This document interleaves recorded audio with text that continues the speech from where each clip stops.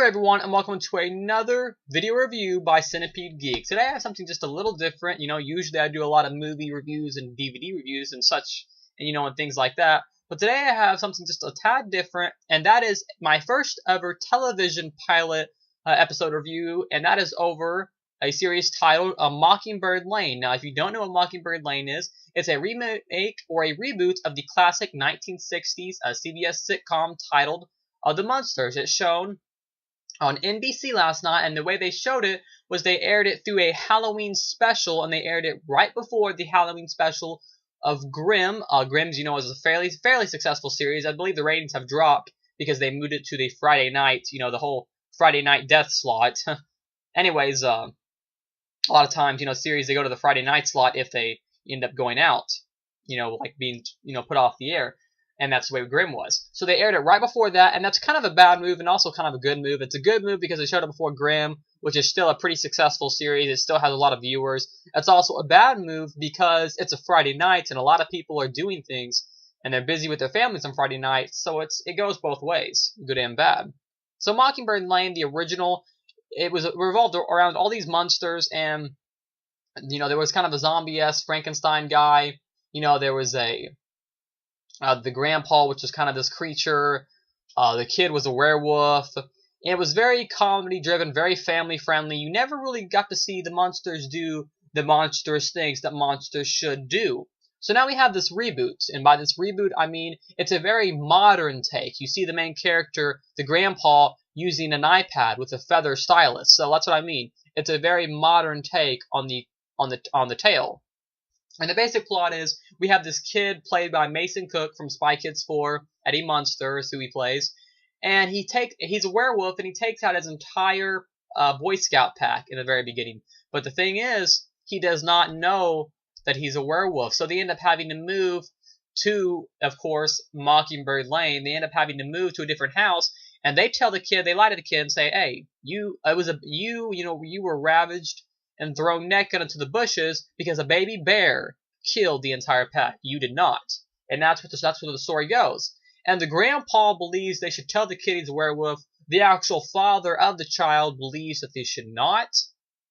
And that's the way the rest of the family thinks. And then we also have Jerry O'Connell's character. There's a lot of things going on in the first episode. We also have his character, who he loves too much and he loves too deeply with his heart. So his heart is starting to become broken. So he doesn't have much time before he just, goes away because of his broken heart, from loving too much. And that's pretty much the gist of Mockingbird. It's a pilot, Mockingbird Lane pilot. Now the thing was that the thing with the series is if we got enough viewers last night, I put a little thing on Facebook hoping people would see it. But if they ended up getting enough viewers last night, probably over 3 or 4 million viewers, then they will keep showing the series, maybe starting sometime next year or later on this year. But if not, then this is all we're ever going to see of Mockingbird Lane. So it was a test run, they pushed it out there and said, here's what we got, let's see if people like it. Myself, I really enjoyed Mockingbird Lane, especially the ending. The ending really makes the show. It's funny. It's TV-14 rated for violence. I do believe kids and their families could still watch it. I don't think it's not too violent, but there are some violent aspects to it. Maybe not real younger kids, but if the child's 10, 11 years old, no big deal because it's not extremely violent. Worse things come on TV nowadays as it is. So anyways, my favorite characters are probably, I really felt like the thing with this series is it was hard for me to pick a main character that I liked because everybody in the series had something likable about them. So that's what was really cool.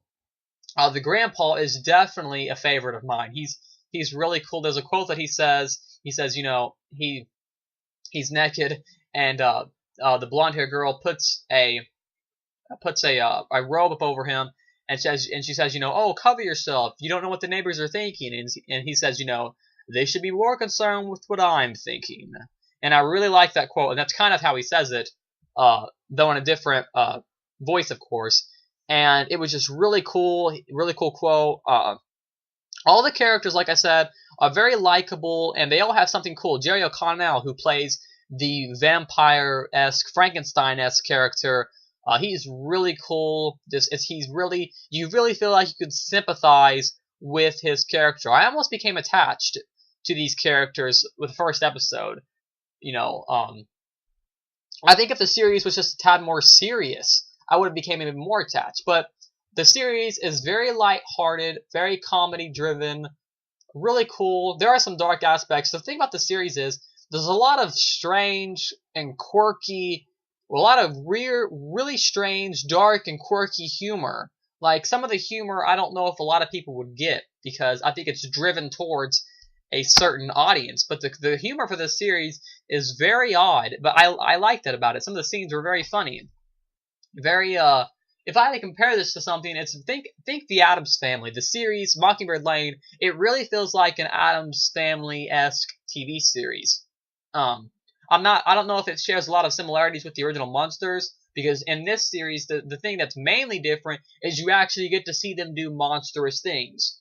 You get to see them do all these dark and edgy things, but it still has plenty of humor for those old original fans of the series. The special effects, one thing I would like to talk about.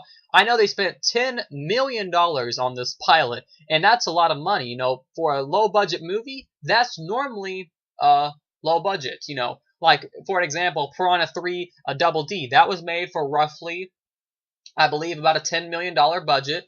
You know, and that, just to think that Mockingbird Lane is just an hour-long TV series, and it was made for the exact same amount of money that Piranha was. To me, that was crazy. So, I believe the original remake, the 010 Piranha, was also made for about the same budget. It's a fun fact. So anyways, the special effects are really cool. There's a part where, like, all these rats, and they form up to be the grandpa. There's some smoke that comes from the ceiling where the main Jerry O'Connell's wife forms.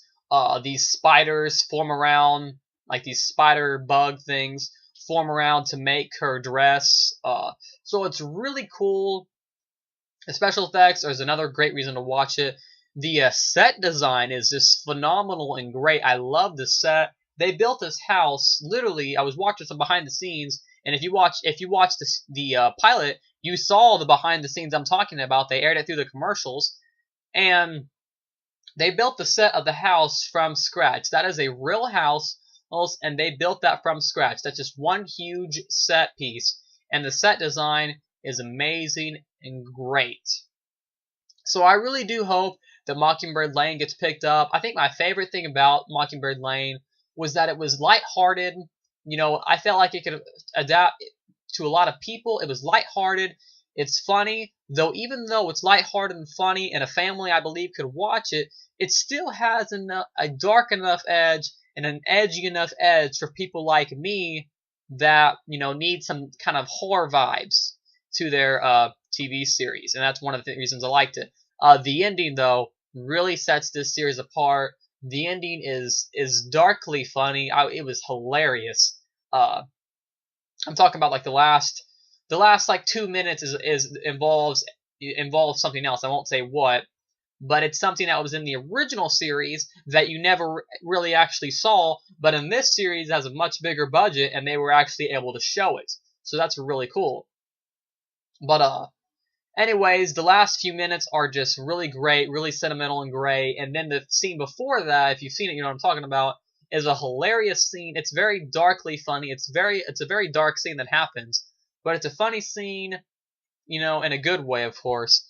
And the ending of Mockingbird Lane was cool. The rest of the episode was okay. It was decent. You know, I'd probably give Mockingbird Lane I'd give the pilot a solid 8.5 out of 10 because I really enjoyed it. You know, like I said, the rest of it was pretty well done. But the main thing that sets it apart from other TV series and that made it what it was and made it so good was the ending. I really feel like the ending was very solid, and that is why I give Mockingbird Lane a 10 out of 10 for the ending. But if I had to rate just the entire pilot as a whole, I give it a solid 8. So anyways, I hope you guys liked it. I hope you guys enjoyed the review. Like, comment, subscribe to my page below, and I will see you guys later with another review by Centipede Geek. Also, another thing, thank you to my subscribers once again. And if they do keep showing Mockingbird Lane, if it does get aired for a full first season, I'll let you guys know through a horror news update video, and I will also be reviewing each weekly episode if it does end up getting renewed for a first season. Just want to let you guys know that. Anyways, thanks for watching, and I'll see you guys later.